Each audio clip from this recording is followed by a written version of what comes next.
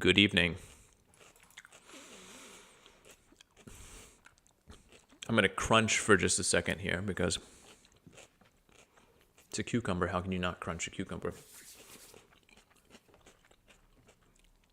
Unless it's like one of those really late in the season kind of gross ones. But luckily, that's not the case. That has nothing to do with music. Just ignore all of that. I'm actually, as I speak right now, opening all of the albums. So that's part of the reason I'm stalling for time, but also just because when I went to grab my cup of coffee, I also happened to spot a number of tasty-looking cucumbers. So I also forgot. Okay, that's that one. Requiem, City Lost. Okay. So we have an interesting week this week when it comes to music. I am kind of done talking about cucumbers. Not done eating it, but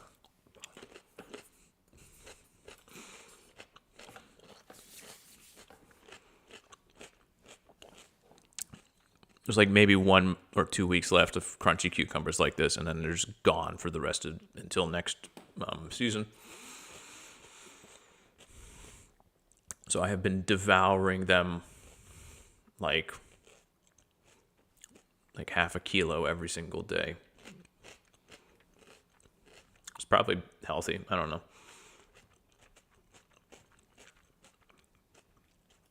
Y'all are here for music, so let me kind of get on that. Like I said, we have an interesting week this week, largely because my top pick is kind of an odd one in my opinion, but at the same time, I think it's an interesting one. We'll get to that all in due time. It's a nice roundup. We have some very old school names for those of you who are familiar with Russian music, especially Russian rap music. Hint, hint. But beyond that too, also let me get the chord thing a little bit.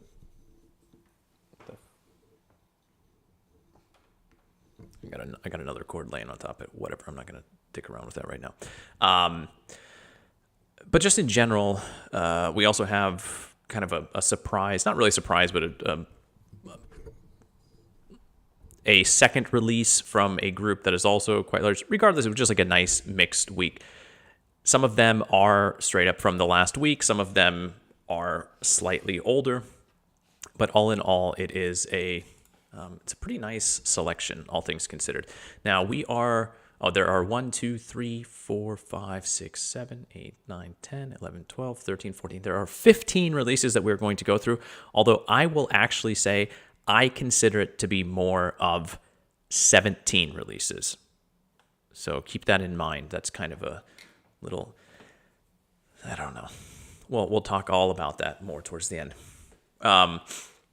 We are going to start with pop and indie today. Then we are going to move on to rap and hip hop, rock and metal, and we're going to end with electronic music. Obviously, that is all down in the description of the video below. All of the links are there as well. Same thing as always, but let me go ahead and get us. Let me close a few things on the old computerino here as well before I kick us over. But yeah. All right, so let's just get into it. All right. And the first thing that I'm also going to get this open on my laptop. The first album that we are going to talk about is one that I'm probably going to mispronounce, even though I really should not. This is an EP called Всё как надо, and the artist is Слеза. I think that's Слеза. Слезы. Слеза. I don't know. It doesn't matter for most of you. And if somebody is out there who is speaking Russian, then they can correct me if I have mispronounced the word, which would be a bit embarrassing. Anyway, let's talk about this. I was running late this evening, so that's part of the reason I'm stalling like a goon. Okay, so this right here is slowcore. And slowcore, by and large, is a genre which back in the day I would have just called quiet, sad indie music. It's best characterized by groups like Low, early Cat Power releases, and some of the slower, more dialed back Yo La Tengo tracks. It is evidently gaining popularity again. I guess I can kind of see that on some of the internet circles. And this is an example of it here in Russia. The Russian take on the sound, if you will, although realistically the sound is still the exact same sound of slowcore by and large. Yeah, I would say that this is just one of those kind of seasonally appropriate releases, which is something that I'm going to come back to again and again and again today. It is technically autumn now. I know in Russia, the 1st of September is when, and I feel like in a lot of places around the world, the 1st of September marks the coming of autumn. But I'm always a stickler for the astronomical, the autumnal equinox, and we had that on Monday. So, and I did not do this intentionally. A lot of the music I ended up listening to this week has a very autumnal feel to it. So, yeah, I'll just play a little bit of this. It's nice. It's got its own thing.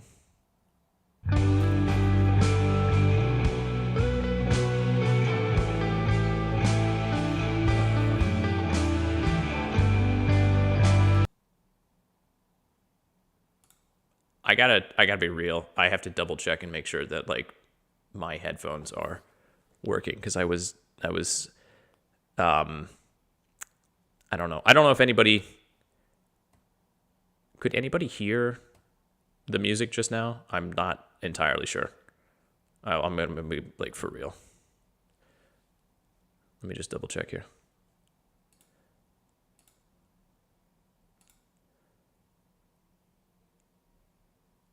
Okay, my headphones are currently connected, but like not connected. So we're gonna try one thing here, which is we're gonna switch the headphones. Technical difficulties. Okay, yeah. So the music was playing. I just could not hear anything, which is also not. So let me give this a shot again.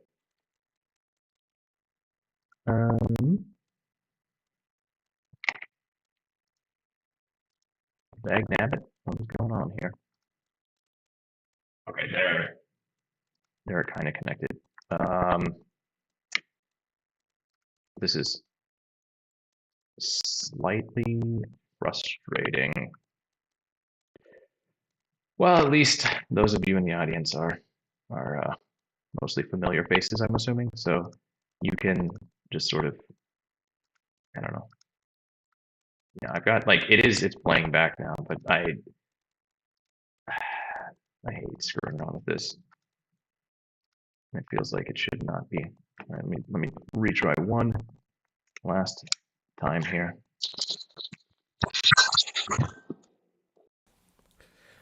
The wonders of technology, right? I don't know. All right, hold up. So that's not working. Oh, because. Okay, I got it. I got it now. We are all good. All right, so we are going to jump back, and I will throw us into the music. There we go.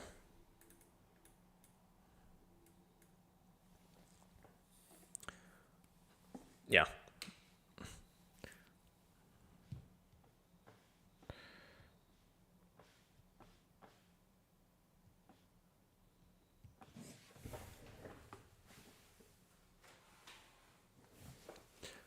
To be fair, my Bluetooth connection can still be a little shoddy, but so yeah, right. It's got this very just like slow and lethargic.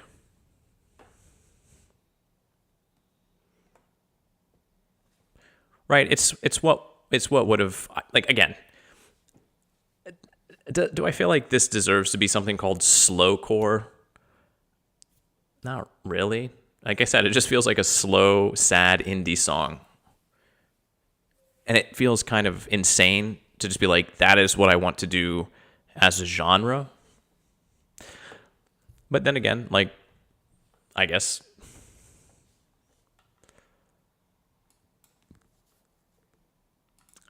Oh, no music now, of course. Of course. Yeah. Yep, there we go. Okay.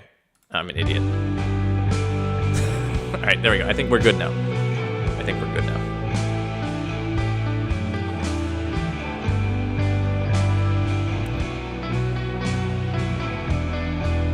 All right.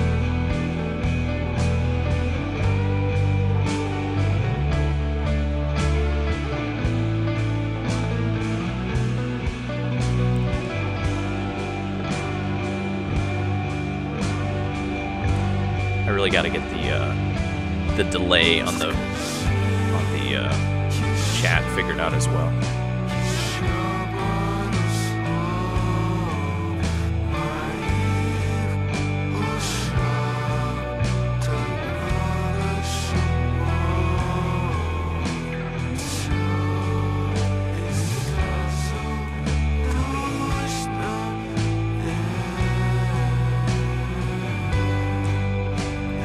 So yeah, just, I mean, like, this track right here, for example, is a little more upbeat. And some of the other tracks on the EP here, too, are not as slow or maybe not as, like, quiet or sad or whatever, but that overall vibe is definitely there.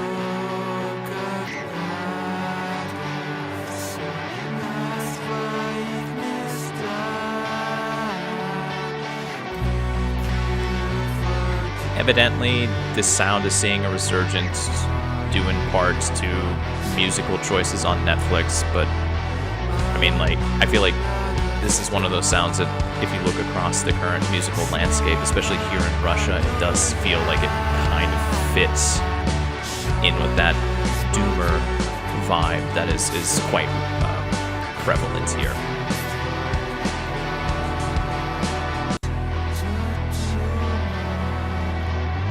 So yeah, you get the idea. Again, like, slower, sadder, typically quieter indie music, right? That's kind of the vibe. But again, early Cat Power, low Yola Tango.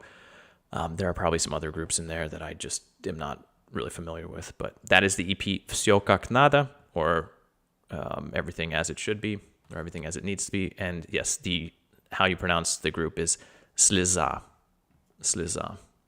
which is like a tear. It is a tear. Okay, up next, we have ФРИК ПАТИ and the EP Чёрные эмоции, Black or Dark Emotions by, well, Freak Party. Yeah, ФРИК ПАТИ.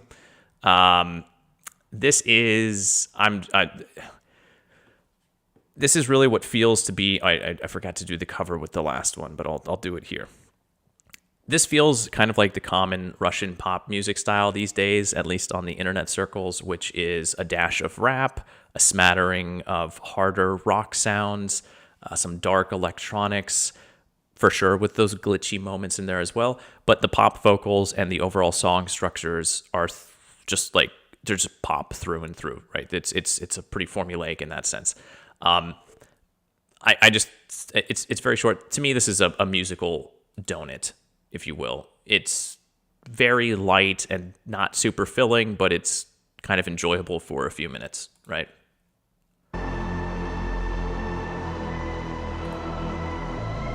So there's the dark electronics kicking us off. And you can hear the drums slowly coming in.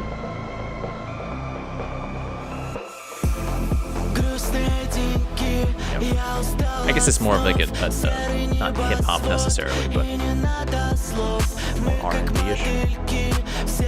Not really, no.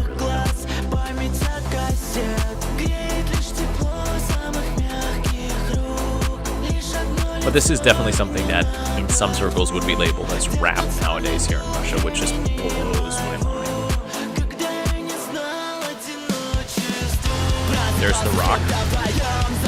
There's a little bit of that rap style, right? I guess you could pretend it's not rap and just say it's new metal delivery, but it's still pop music, right? Like, just this weird hodgepodge of musical ideas.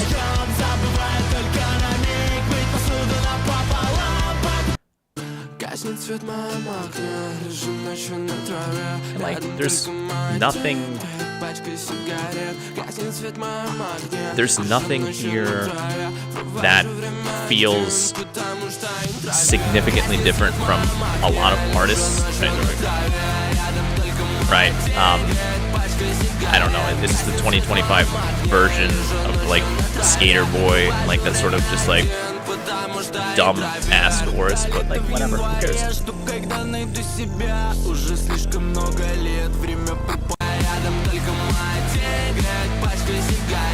Musically, there's nothing really original happening here. No offense, ФРИК ПАТИ.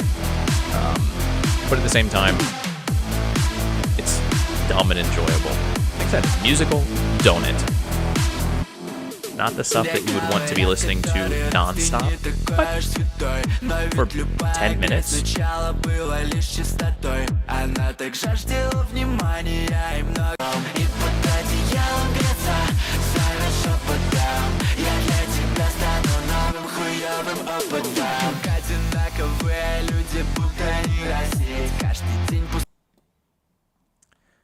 Okay, so let me go ahead and I just realized that we got that nice balcony view in there too. All right, and then we're gonna talk about the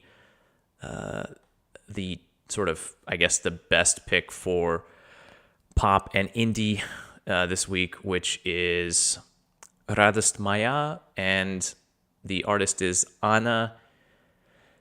Pingina, I think is how you pronounce that.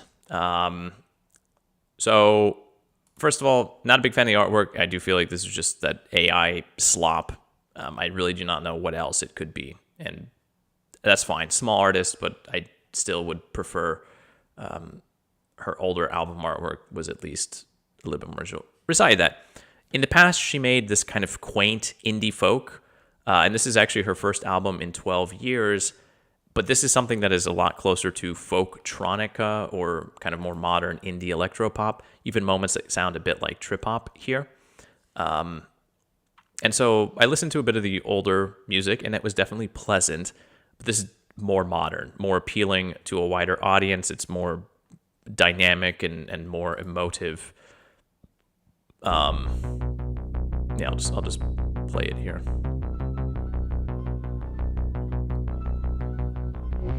Вытрави бело на бело, все, что тебе оставила эта зима. Все, что по норам спрятала, нищая неприглядная сама. Выломила, метелила, белым солила сонные берега. Right, you can hear the folk influence there. But that electronic aspect is through and through.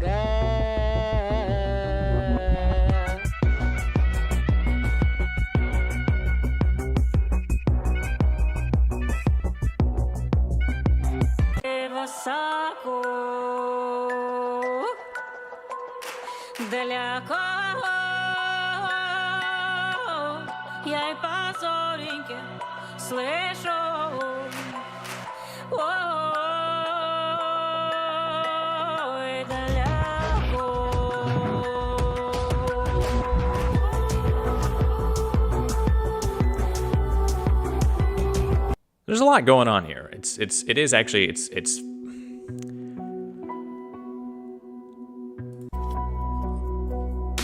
this is one of those albums that I think, I don't want to say that this was a stacked week by and large. Like, this is definitely more the trip hop atmosphere, right? I don't want to say this is like an overly stacked week in terms of selections, but this is one of those that I considered putting as like the top pick of the week. It's really enjoyable.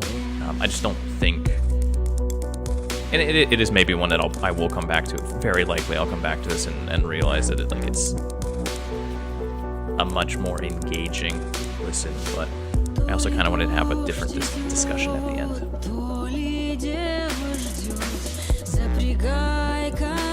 So you can hear there's just like, but that electronic folk sound, it's not even like it's indie folk, right?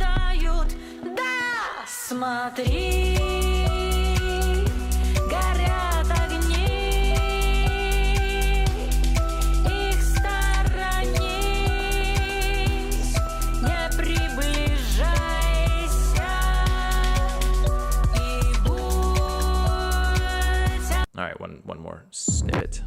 Нет им работы и долго не будет, разве что теперь не опомнятся люди. So I think if you're looking for something that's a bit more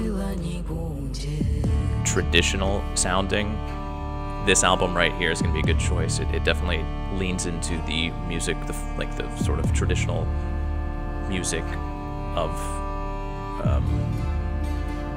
Russia, which is like an oversimplification because there's obviously many different traditional musics here in Russia.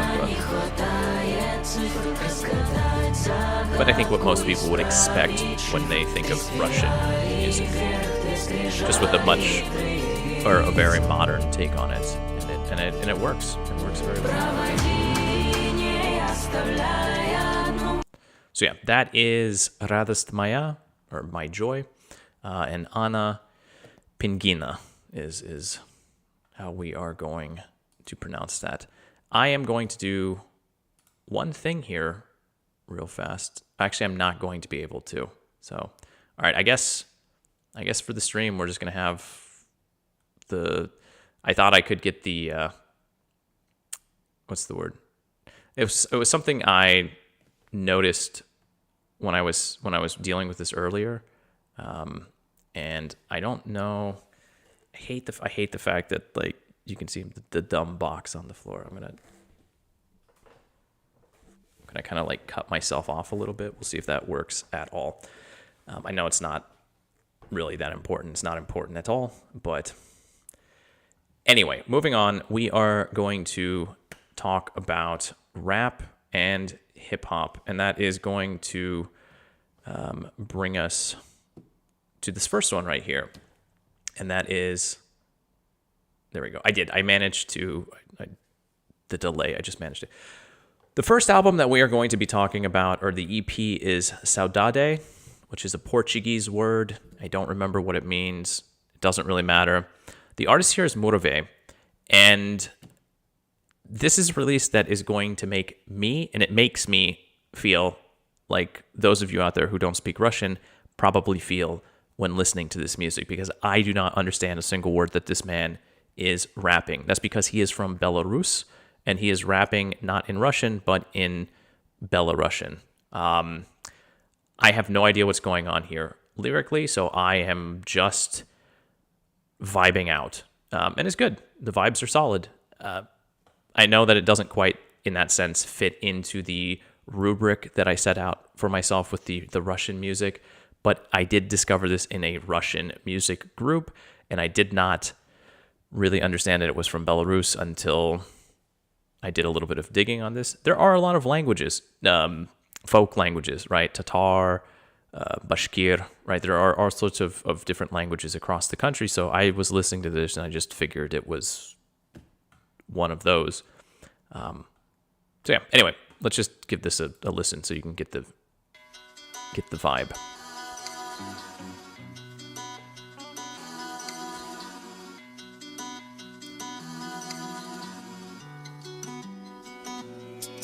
Опранутый у світанок іду за горизонт.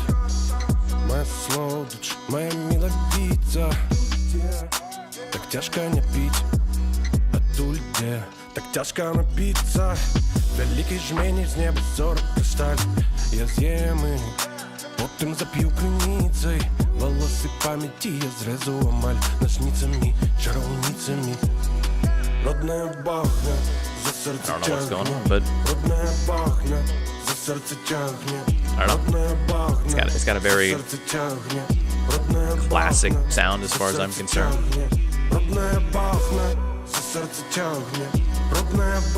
Feels like something I probably would have been bumping in my Grand Marquis back in high school. I mean, aside from the Belarusian part of it. Although, to be fair, I do remember listening to a lot of like German techno back in high school, so it is possible that if I had known this, would have. I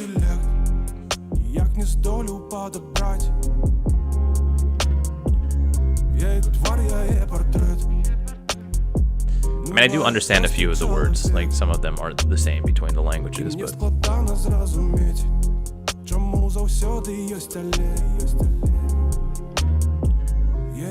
Yeah, this is not a new artist. I looked into his discography, and it's quite, in terms of albums, quite intensive. I mean, the last few years he's been dropping one pretty much every single year.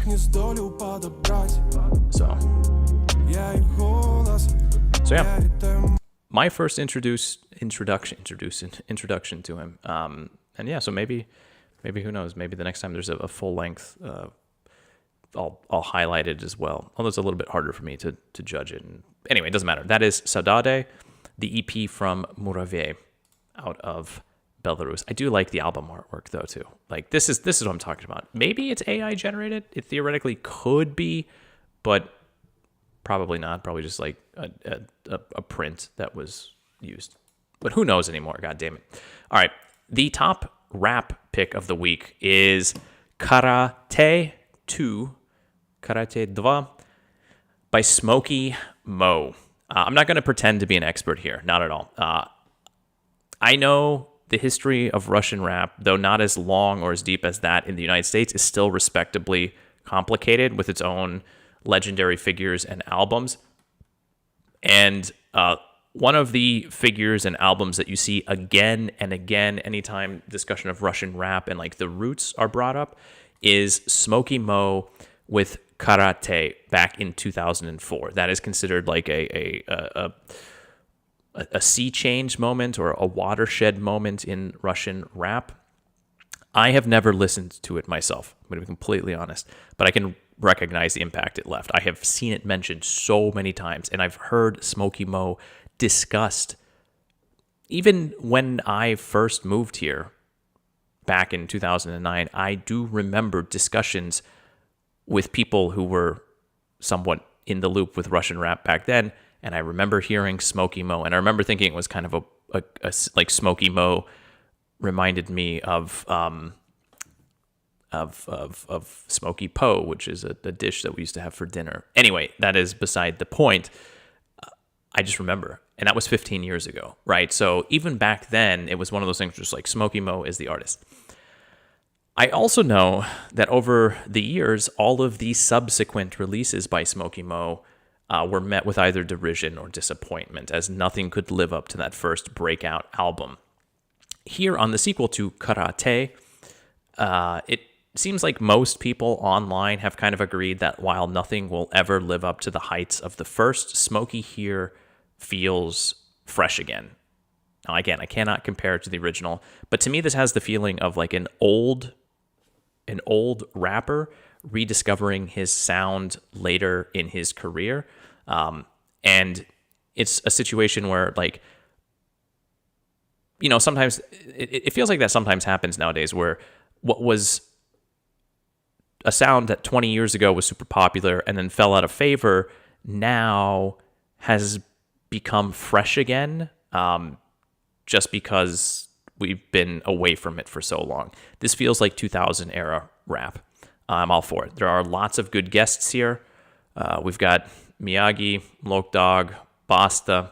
Even if I'm not like a huge fan of them, like we could skip Leningrad, but Чемодан, Крипа, I've talked about here as well before in the past. The lyrics are pretty solid. There's nothing too flashy, no bold statements. It's just rapping for the love of it now. And it's a solid album, right? None of the tracks are super, super long. They don't overstay their welcome.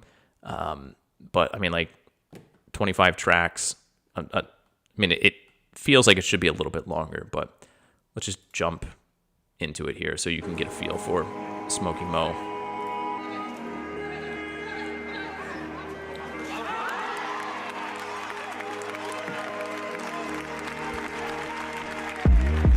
Знаешь, для стиля мне не нужен стилист, верно?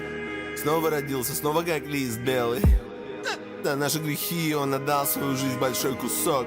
И все гиены бегут на свист, эй. Я контролю только себя, все остальные свободны. Мрачные лица Грайми, нам аплодируют Готэм. Я изменил твое прошлое, помнишь, хочется больше.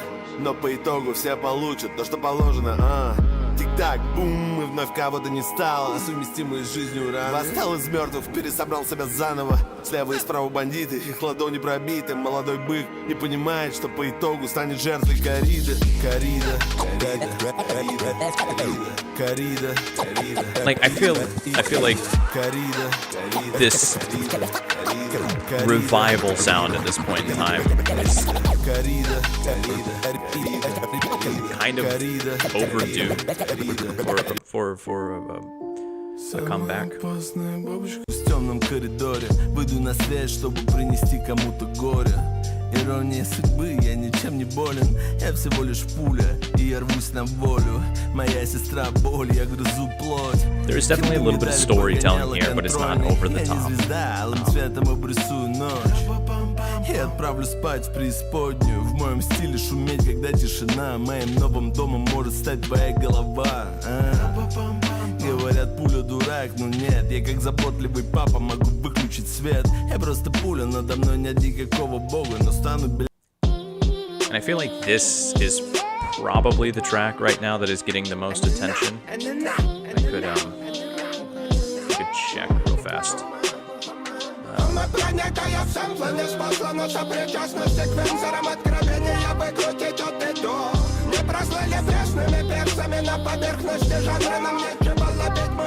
Pretty sure this was in the... No, it's not. Alright, my bad. I thought it was up in the tracks, but...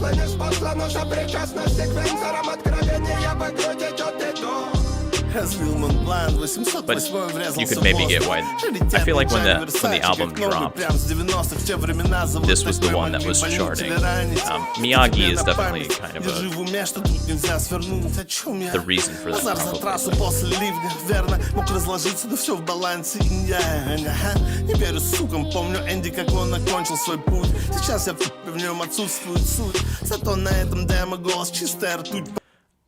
I don't know, this just feels like that classic, like driving around the city rap album, and in the internet era it feels like that's kind of gone, because I don't know why, but anyway, it's got that classic rap sound. The rapping is good. Like, this is just a solid comeback album from an artist who has been around for a very long time now. So yeah, honestly, this is one of those albums, if you like that older rap sound from the 2000s, realistically, you can just throw this on. And again, even if you don't understand Russian, the atmosphere is so well produced and well put together here that you're going to enjoy this. So that is Smoky Mo, one of the godfathers of Russian rap. And the album is КАРА-ТЭ 2. КАРА-ТЭ 2, the sequel to what is, as I said before, considered one of the best Russian rap albums of all time. Moving on to rock and metal. This is a weird roundup of rock and metal this week. I'm just get ready for whiplash. We are going to be jumping back and forth all over the place. I don't think there is a single repeat when it comes to genre, and we are exploring the depth and width and height. We're exploring all three dimensions of rock and metal and what that could be. So, up first we have, God help me, Неповиновение, I think is how that is pronounced. Неповиновение, which is disobedience or defiance. Неповиновение. Yeah, I got it right. And the group is фонарь. For those of you who are not familiar with Soviet pop culture, the gentlemen and the group here are all wearing the like rabbit mask. The Soviet Union had its own version of Tom and Jerry, if you will, a little less slapstick, where it was a wolf and a rabbit. So the rabbit was Jerry, in that case, and the wolf was Tom. But yeah, that is the rabbit mask. So this right here is that sort of what I call hardcore, what other people will call melodic hardcore. Again, think Hatebreed.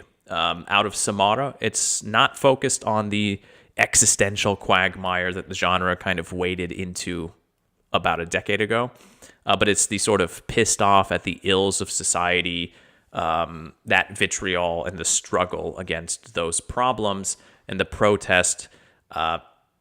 That's this type of hardcore, which is great. I feel like we're probably overdue for that, right? You know,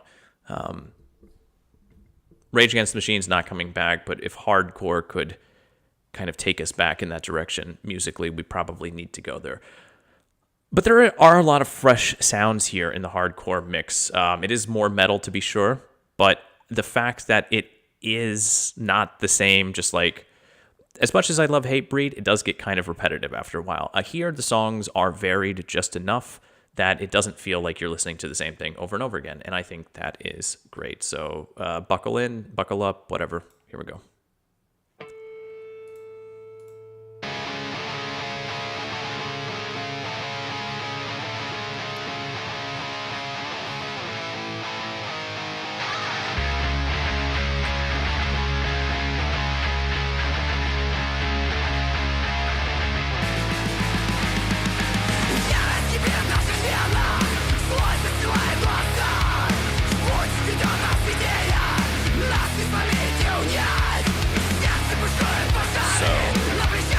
Right, kind of the typical hardcore sound.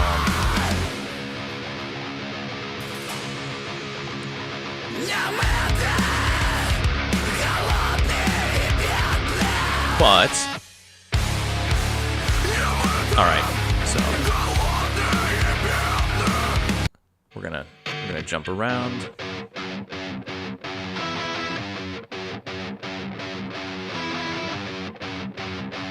All right.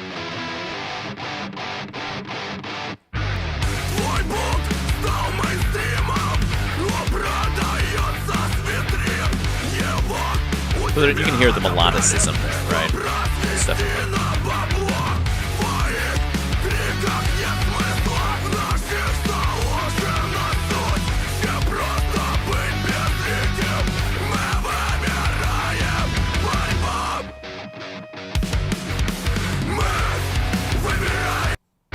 Okay. Right, like, I mean, again, if you're not familiar with hardcore or whatever, then it's probably all kind of going to sound the same, and it is all kind of the same. It is hardcore, but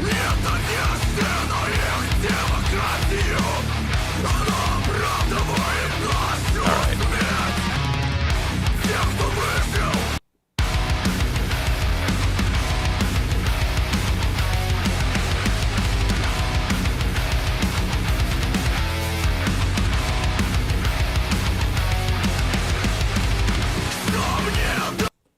So yeah, I'm gonna leave it at that. I'm actually going to play around just a second too with the audio levels, but all right, I just tweaked them a little bit with yeah.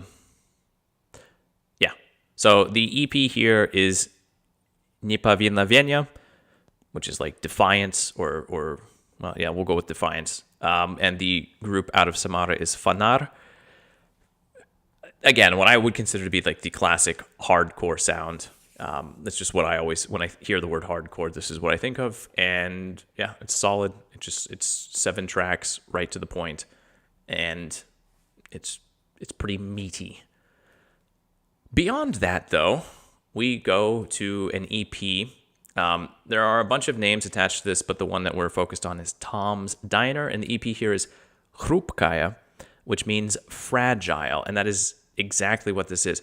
This is a post-rock group that I first heard last year, and whose sound, when I encountered it, reminded me of the more cinematic end of the post-rock genre. Lots of atmosphere, employment of string instruments frequently, and that comes massively back with this right here. Tom's Diner on this EP got rid of all of the rock elements from the post-rock formula. This just feels almost like neoclassical music. It's just piano and it's just cello. And you might be thinking, like, why is it in the rock category? First of all, it's a post-rock group, so like, I mean, like that is their genre. But also listening to it, the way that the songs are structured is not a neoclassical. It is structured still like post-rock music, just without the rock elements.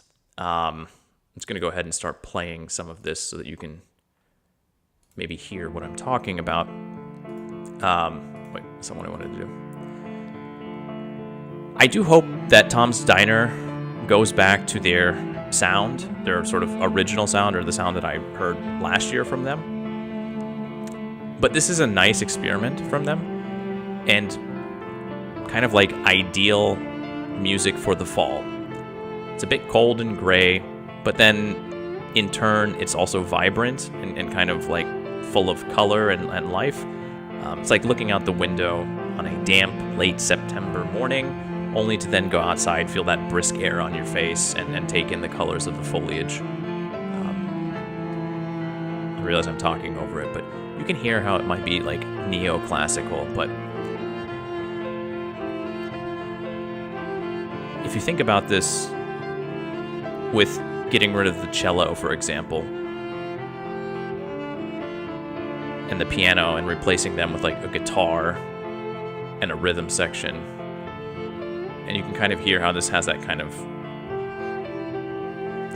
movement that you might expect from post-rock.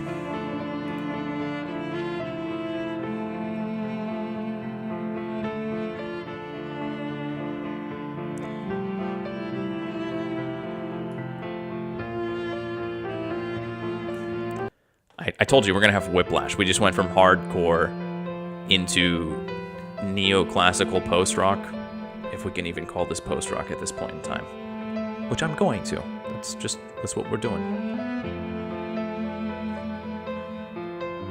Now, I will say, if you want a more traditional post-rock sound that's very, very good, Tom's Diner here on their Michtoy album last year, very, very good stuff. This is an album if you want like a more classical post-rock sound. But if you want something a little prettier, a little more introspective, then this is going to be the choice for you. There will be more post-rock in a little bit, just FYI.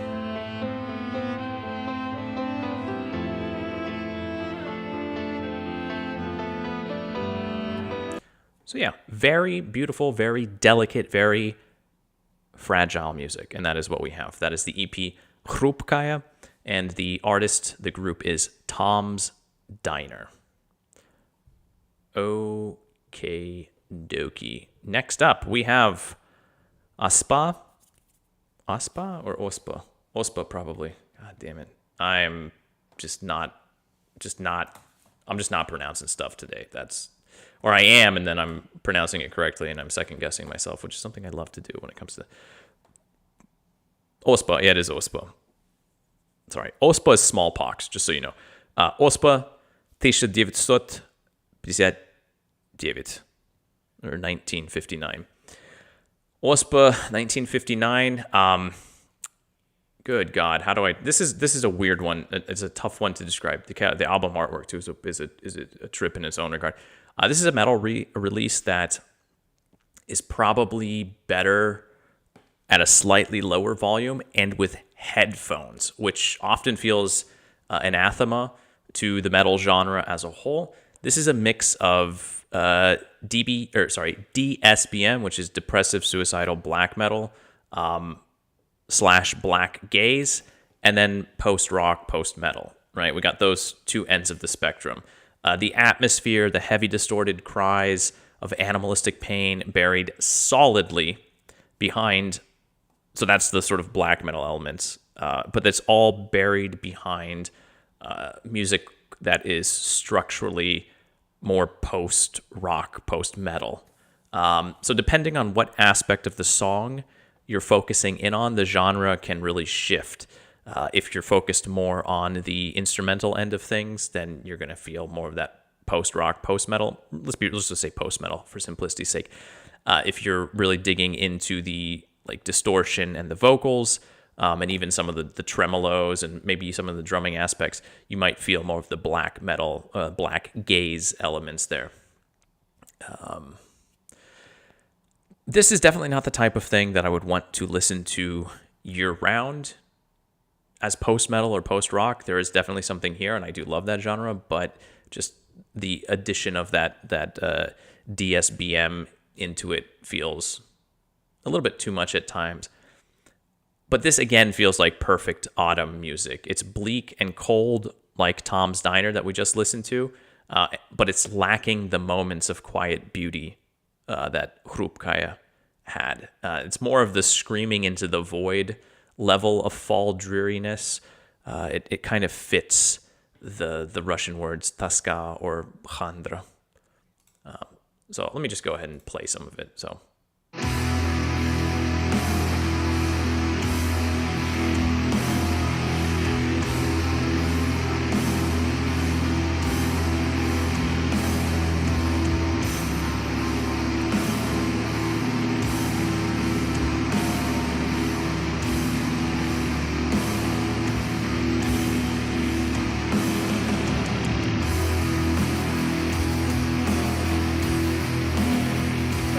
So far, not really anything that would make it feel like, black metal. It just feels like kind of some, I don't know, maybe even like sludgy a little bit. Sorry, my bad, it is Chandra. That's right. I have been corrected. Thank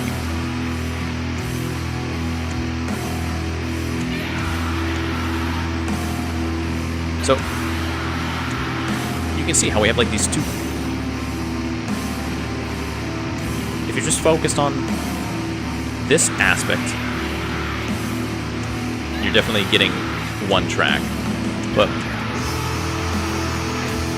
if you're gonna spend more time honing in on the vocalist back there, you're gonna get like a different vibe out of it. But it is pretty easy to ignore the vocalist. I'm going to be completely honest.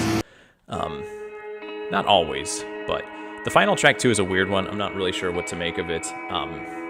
It's a little bit more electronic in nature, and it doesn't fully fit with the rest of them. So I'm not really sure what they wanted to do with that one. But the other 5 feel tonally very similar. Right, yeah, this feels like it could be the start of a post-rock song.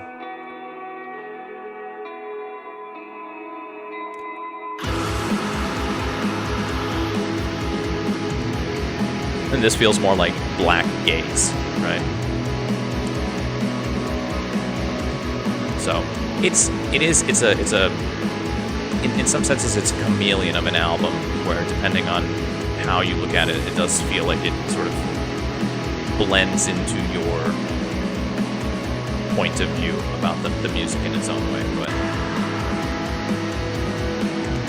overall, the DSBM, the more harsh elements of the black metal here feel quite tempered and well integrated into the whole so that they don't actually overwhelm in any sort of way. So yes, that is Ospa 1959, or Smallpox 1959 if you want to translate it into English. Ospa 1959. It's a self-titled release, and yeah, it's definitely a vibe. It's definitely one that you got to be in the mood for. But I feel like if you're in that mood, it fits it very, very well. All right, moving on. We have Rekviem from the group Megamozg. Megamozg, it's like what is the DreamWorks film where Will Ferrell plays the Megamind? Is that what it was called? I swear to God, I'm hallucinating. Yeah, Megamind. Megamind, yes. That's what the group's name is in Russian. I don't know if they did that intentionally. They must have the Russian name for the Is it DreamWorks? I don't know. The animated film Megamind. No, Universal, Paramount. No, it is DreamWorks. It is DreamWorks. So, anyway, Megamozg is... Yeah, this is... I'll just talk about the album instead of the band's name because it's not really important.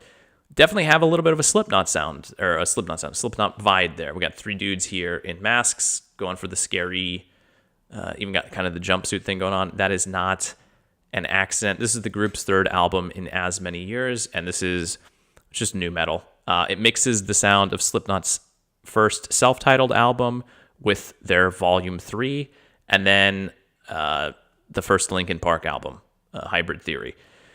This leans a lot more into the radio-friendly sing-along chorus territory, but there are a lot of verses and elements that kind of lean into that more brutal new metal. That's like it does go back and forth between the lighter elements in Slipknot's category, hence the Volume 3, a lot of the more energetic and chaotic parts of their self-titled, and then Hybrid Theory by Linkin Park, because the singing and everything just feels very Linkin Park new metalish with their rapping elements as well. Just gonna jump into it. You'll get it. It's new metal. It's not too much to...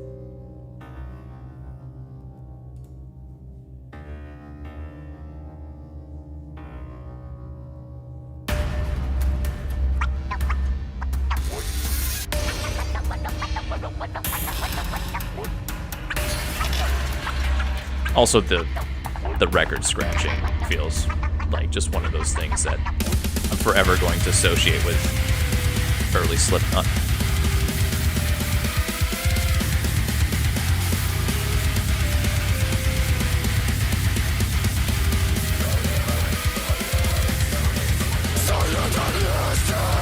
Like, we can all hear the influence of Corey and Sean and all of them, right? Like, we can agree to that.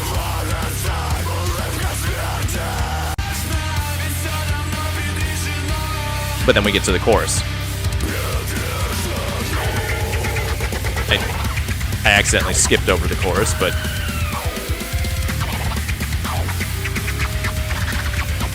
yeah, that's scratching. Is that Sid on the turntables? I don't remember anymore.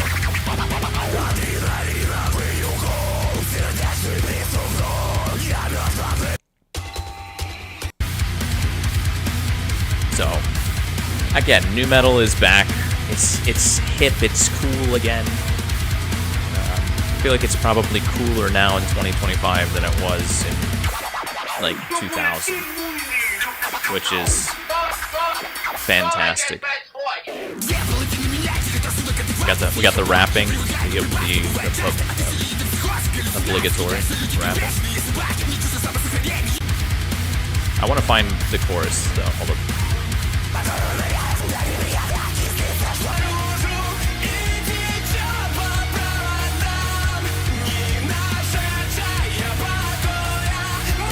So this is the general like back and forth. We have the verses that are like more like Slipknot, and then we get into this the radio friendly. And like there's a ton of other new metal bands that you could describe this chorus sound as opposed to Linkin Park, but I feel like that's a fine launching point.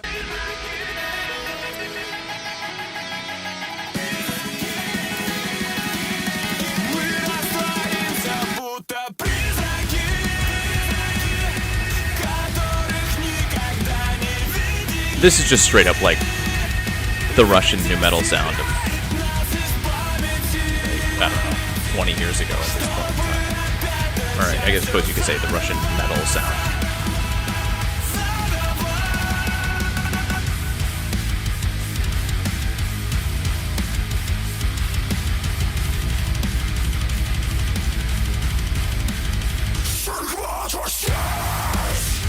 So yeah, you get the idea.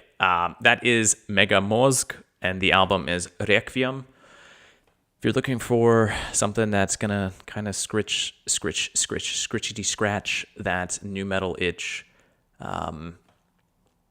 but also something that's, I don't know, still a little bit more pop oriented, if you can call it that, then this is a really good album. And honestly, it is. It's really good. It's really fun. I feel like this is one that will also probably grow on me more and more, and not just because of. I mean, I do have a weak spot for new metal, but all right, we've reached the tab limit, but that's okay. All right, just so we can recap so far with the metal and rock category. We started out with hardcore, and then we went to neoclassical post-rock, and then we went to depressive suicidal black metal mixed with post-metal, and then we went to new metal, and now we are coming back to post-rock, and actual post-rock here. Laminar is the album, and City of the Lost is the artist. This is the second in a trilogy of albums from a post-rock group out of Moscow. The story connected to it is about a young cartographer, who is mapping the incomprehensible expanses of the subconsciousness, drawing charts of dreams, and opening secret corners of the imagination. I'm just sort of quoting what the group had to say. It's music for those who are looking for light in the depths of their thoughts and who are prepared to set off for adventure to where the border between the waking world seeps into the dream state. This album follows an older dreamwalker cartographer as he searches for his own path. This actually came out earlier in the month. I slept on it last week. I had listened to a little bit of it and then moved on. And actually, I saw this group a year or two ago when they played a concert with Reserve de Marche here in Moscow, which is another great post-rock, post-metal outfit here. They got more of a Russian Circles vibe. Not City of the Lost, however. But yeah, I'm going to be honest. The reason that I kind of jumped and ignored this, I didn't even recognize City of the Lost. I wasn't paying attention to the group. The reason I kind of skipped over this album a week ago was because the opening track felt like AI. Like whatever filter they were using for the sound here, or whatever keyboard sound they have, this feels, in terms of like the sound and quality, it feels like an AI type of thing, which I want to call that out now. Like in 2025, I've mentioned this again and again, we have got to be careful. Our musicians have got to be careful about like sounding like AI music, because some people don't give a shit. I get that. But for people who actually do care about their music, hearing something that sounds like AI generated just whatever throwaway music is something like, I don't know, I immediately turn it off or just skip away. The rest of the album actually feels like post-rock.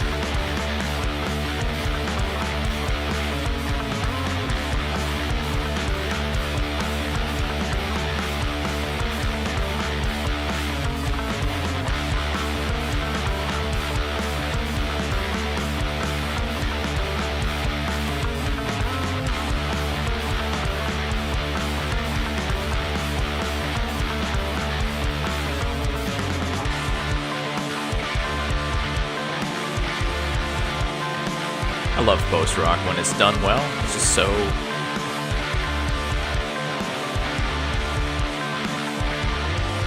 like, there's nothing to really pull you out of the rhythm and the story that they're trying to build.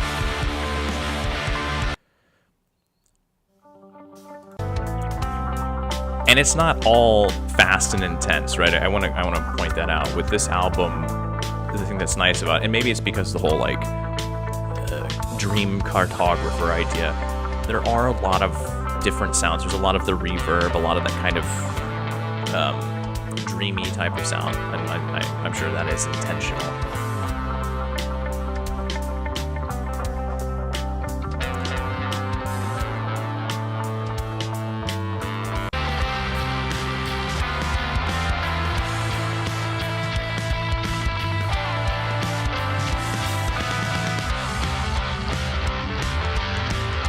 So, I mean, there's just a lot of, like, musical ideas here, jumping all around, all over the place.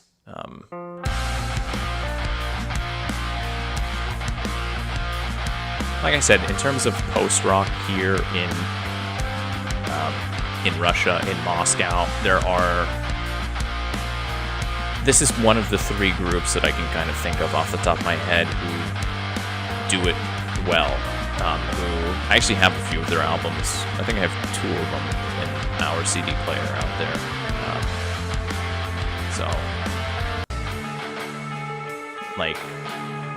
It's good. It's a very good post-rock album. On the heavier side, but also not always super heavy and intense.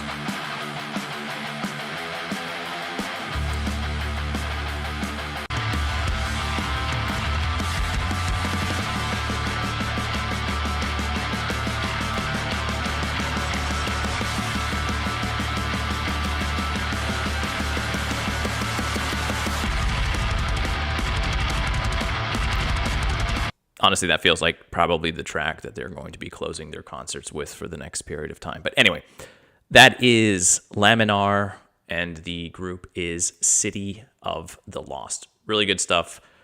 Probably the best post-rock that we've had in a long time. So, good stuff. All right, and the sort of the final rock and metal pick is CUPSIZE. And okay, I with Neповиновение, I was a little bit early in saying God help me with this is a bunch of words smashed together. So here we go. Неуравновешеннолетниепесни, part 1. I just had to break it into smaller words. So, okay, anyway. The group here is CUPSIZE. And also, great album artwork, right? Like, that. I feel like the album artwork trend in the past of, like, just some random photograph that somebody had found somewhere needs to come back. And I probably will. I know that the little pocket cameras that we used to carry around before we all had iPhones and stuff like that, those are becoming more popular, it seems, with the kids these days. So maybe we'll get back into the low quality snapshot album artwork. Anyway, CUPSIZE. This is a group that in a few circles online kind of seems to be the new hot thing.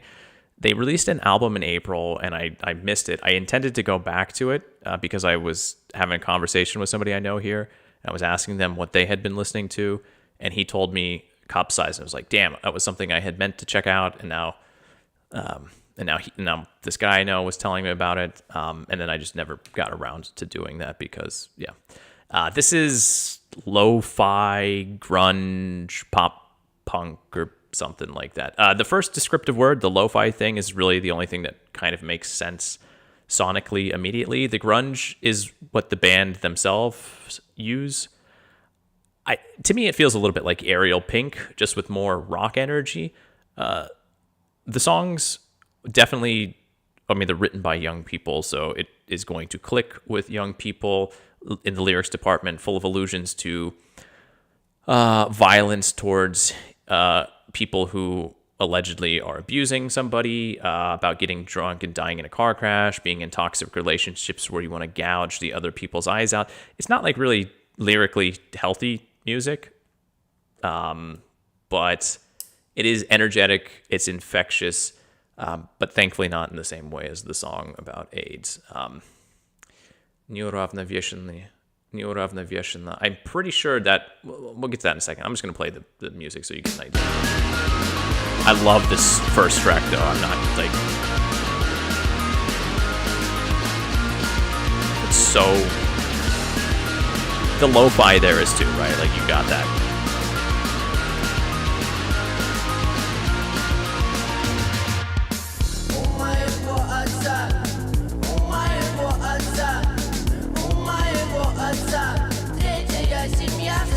Yeah. Неуравновешенно means like unstable, unbalanced, unhinged. So all of the songs being about like violence or dying or something like that there is a theme here that they laid out. God, it's fun. It's fun, right?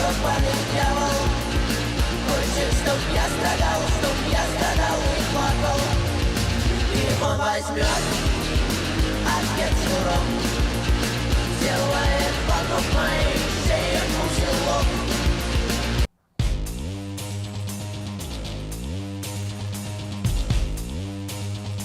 I don't know like what to compare this to sound-wise. Like, you can fit it into your head somewhere, but it's definitely not a genre. Is it lo-fi rock? Kind of, but what does lo-fi rock even mean?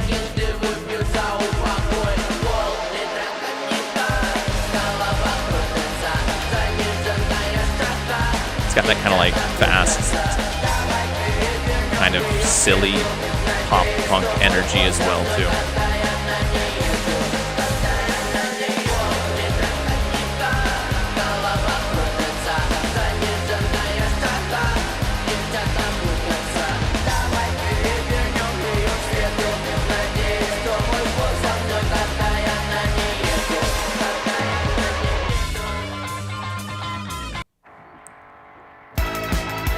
Yeah, and the final two tracks tie in a keyboard in like this weird,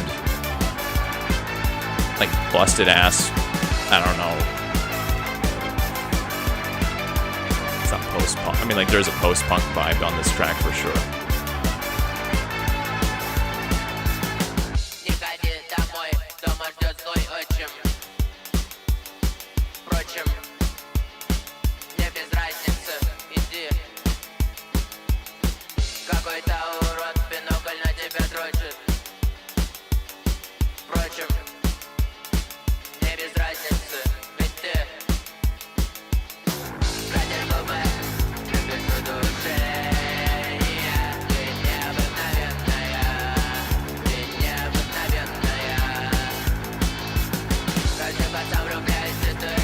The energy here is top notch, and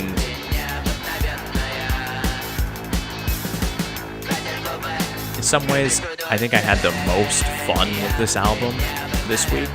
Like, it's just infectious, right? I already used that word to describe this album once, but I think it is a very good word. It's just like, I don't know.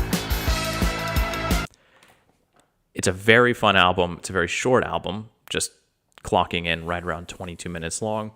And even if lyrically it is not the most upbeat, musically, you can kind of just ignore the lyrics. And especially if you don't know Russian, you can just ignore lyrics for sure. That is the artist CUPSIZE, and the album is неуравновешеннолетниепесни Part 1. I got it that time. All right, we are moving on to electronic music here. And we get into, the tab limit. Yeah. Okay. We have two EPs, and then we have two that we're going to kind of talk about simultaneously. The first EP here is Ghost in the City by Bombel. This is dark garage, IDM style music that feels inspired by artists like Burial and Lorne. Great, dismal autumn weather in a massive city that feels more and more like a dystopia with each passing year. This is the soundtrack to that.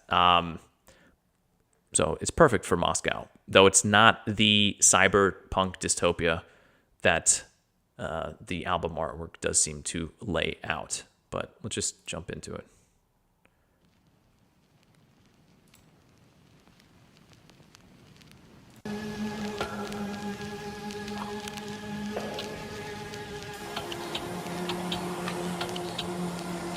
The little clicks here for sure remind me a lot of Lorne.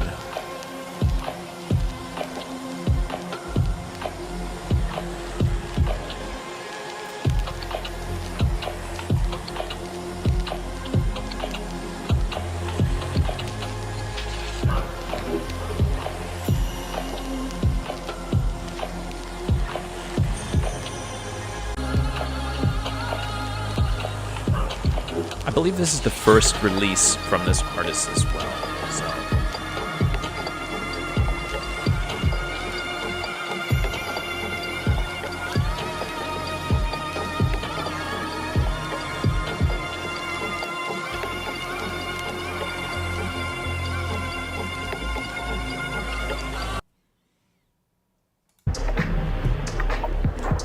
this has more of the burial energy.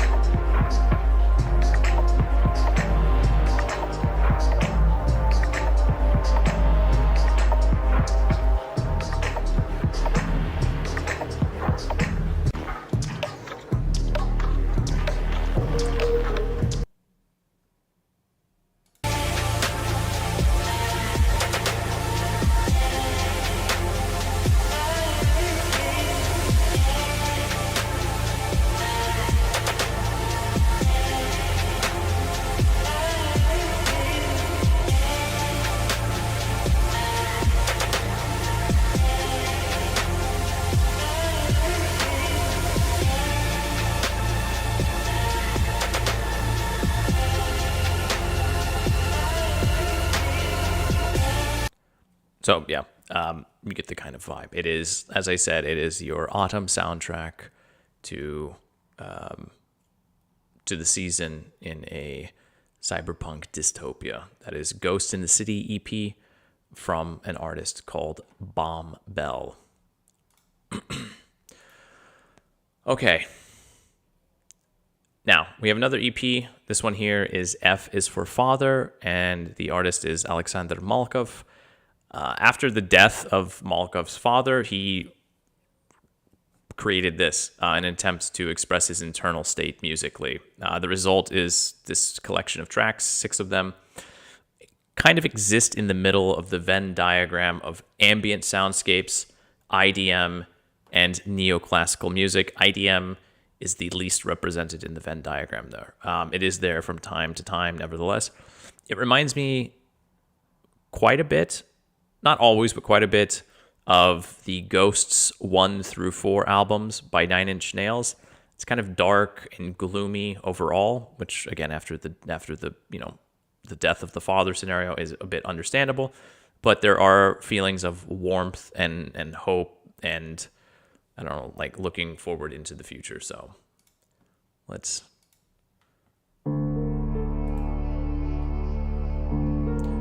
I swear to God, I did not plan for all of these really kind of tonally fall style albums. That's just, they are all being released right now. There are quite a few more that I quickly listened to a little bit, like I dabbled in, that also fit with this, and which we'll be coming back to next week. So I'm kind of hoping that everyone just puts all of that out in September, and then when we get into October, we move away from the doom and the gloom. But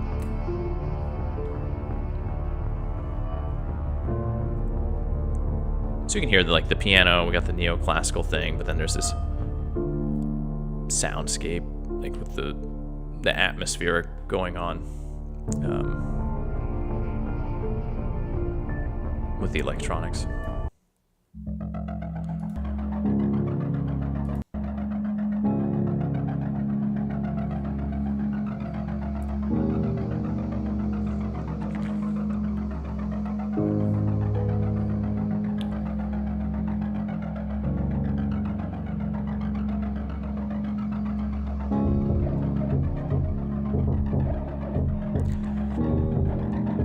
I'm gonna cut it off here in a second, just because this is,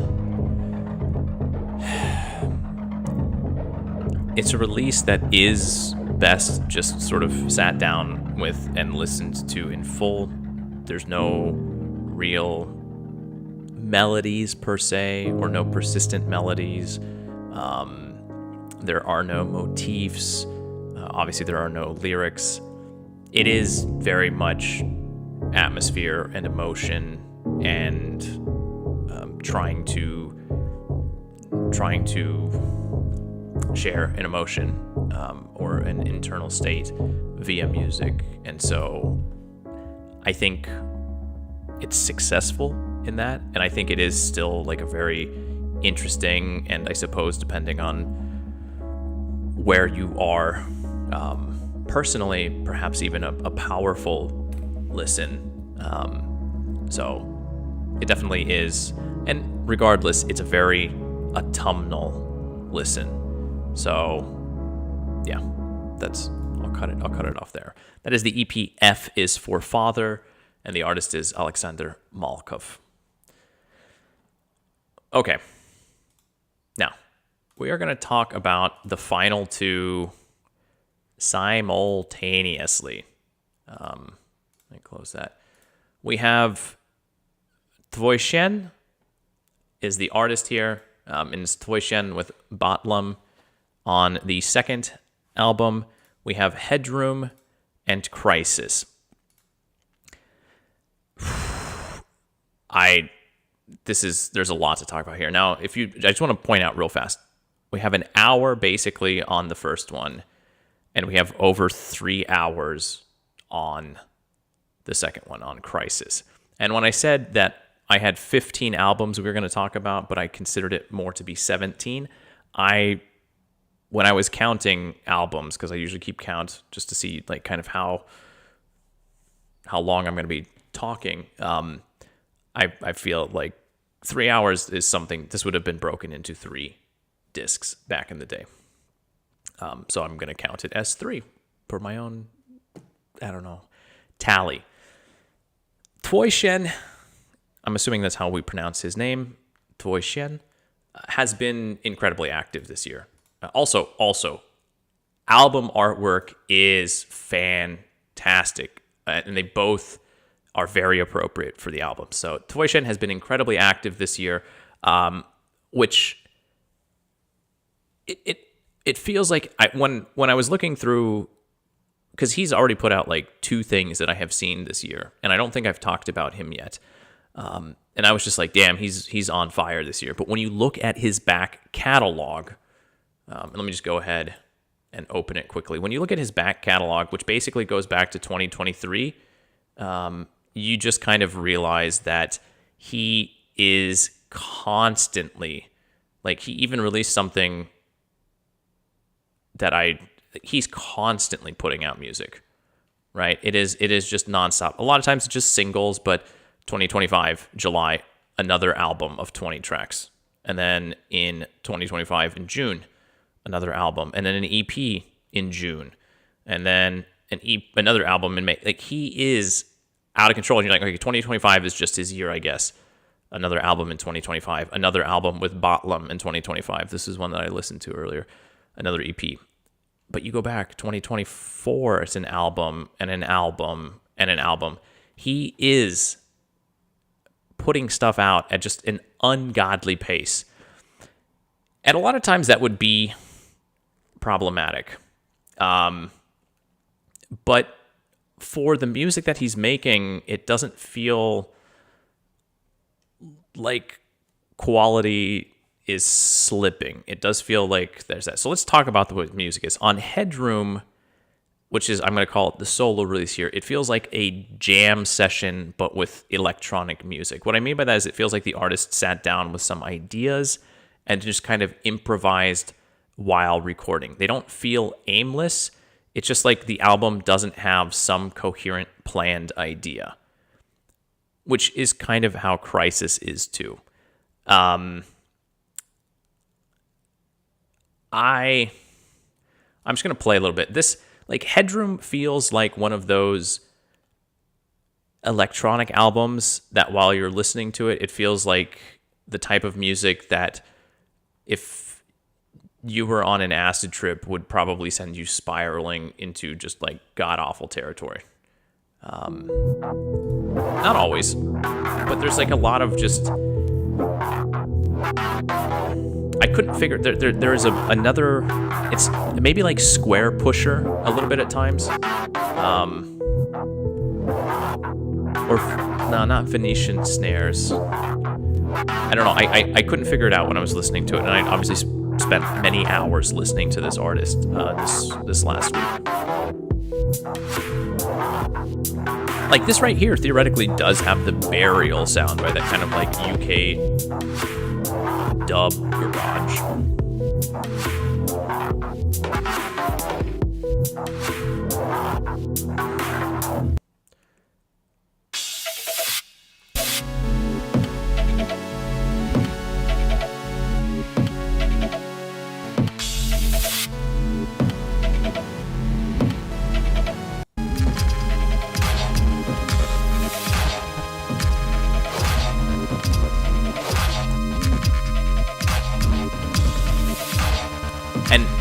this is music that, for a lot of people, it's going to be a no-go. We deal with this. We run into this a lot. I get that.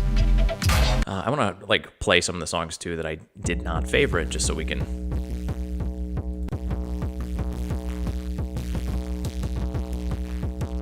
Like, there are things where, like I said, it feels like a jam session, right? Kind of just sat down, started playing some stuff, and I didn't favorite these tracks. Not because there's anything inherently wrong with them, but it's just they didn't feel like they went anywhere for me. And that's going to be one of the key ideas with this level of output.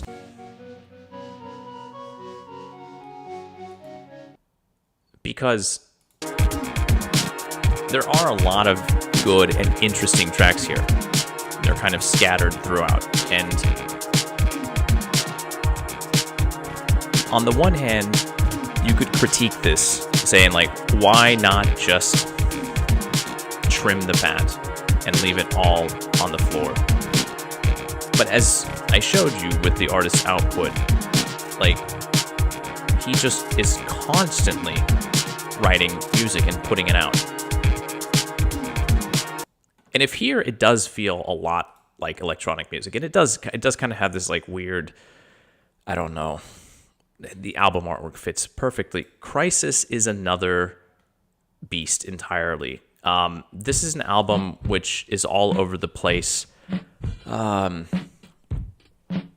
best description I found describes it as such: a journey through empty food courts, abandoned hospitals, and the landscapes of a fever dream.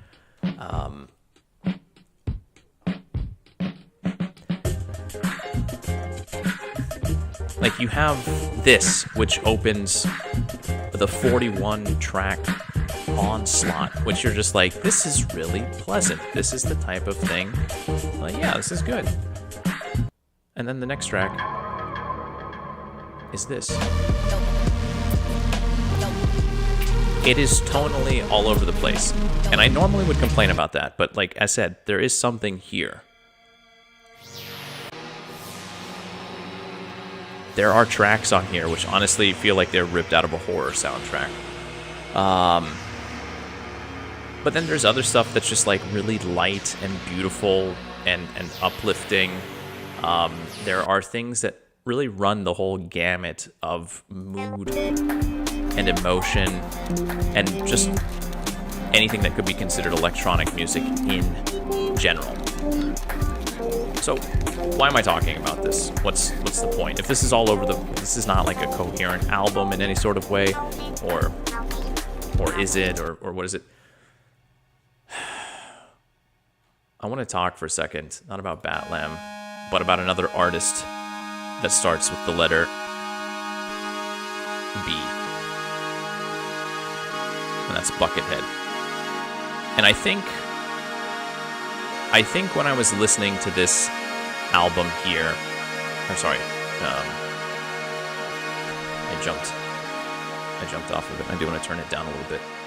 When I was listening to Crisis, and I was thinking about just all of these different tracks and how tonally it's all over the place, and I don't know if I'm going to be able to find it. I probably not. If you look at Buckethead's output, though, it is also off the charts. Buckethead probably is untouchable when it comes to just how much music he puts out. And I know that probably here on Spotify, you're not going to find all of it. But back in the day,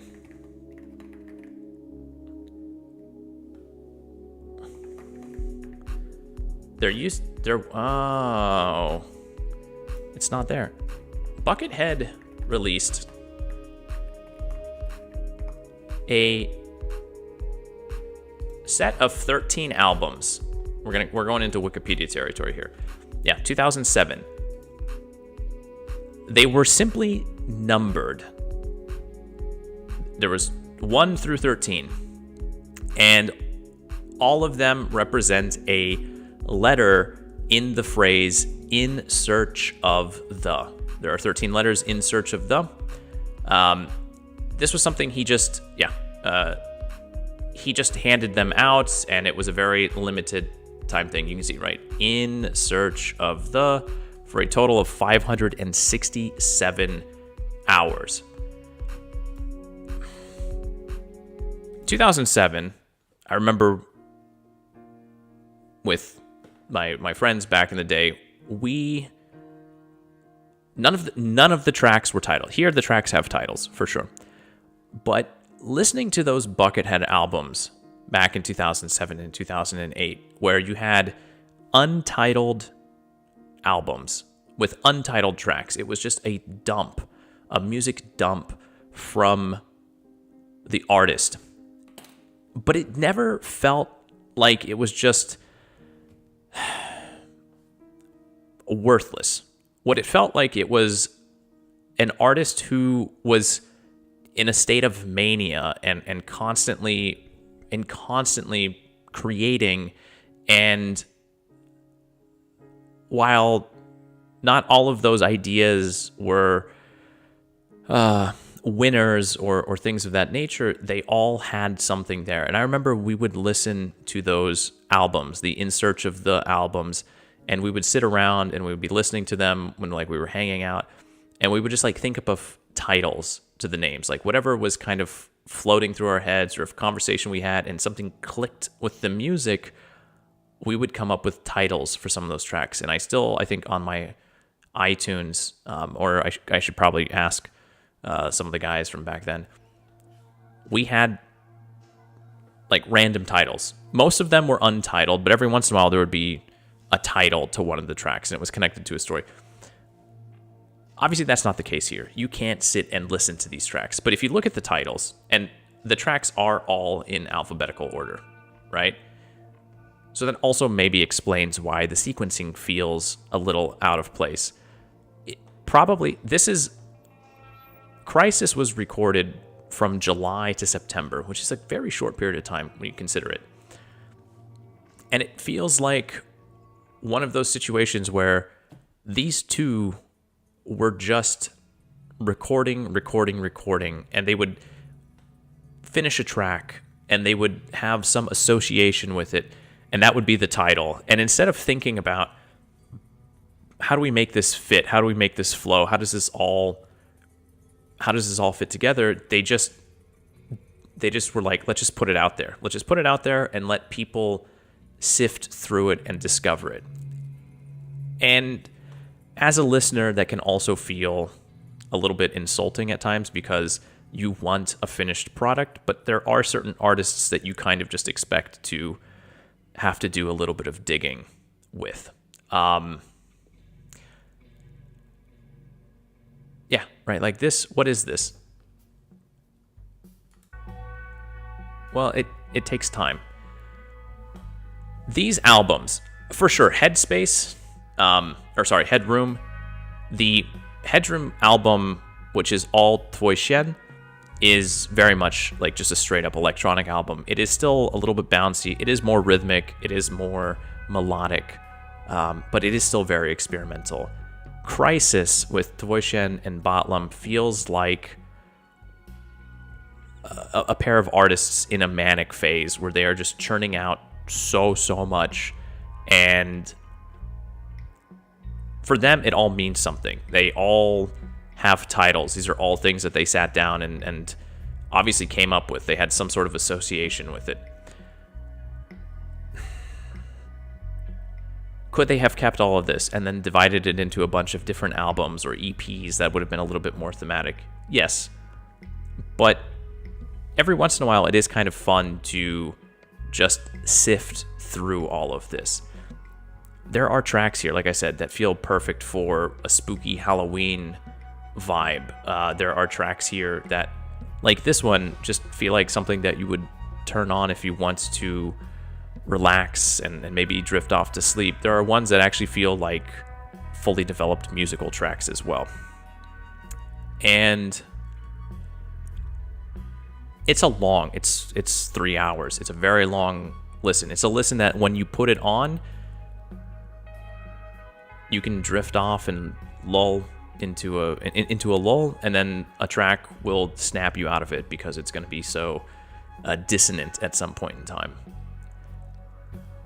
It's an odd listen, but it's also one that feels like a journey and an exploration simultaneously. I think the last thing I want to say about this is, I mentioned it yesterday during the news, but yesterday we went to two art exhibitions at the Tretьяков Gallery, and the second of the two is Mashkov.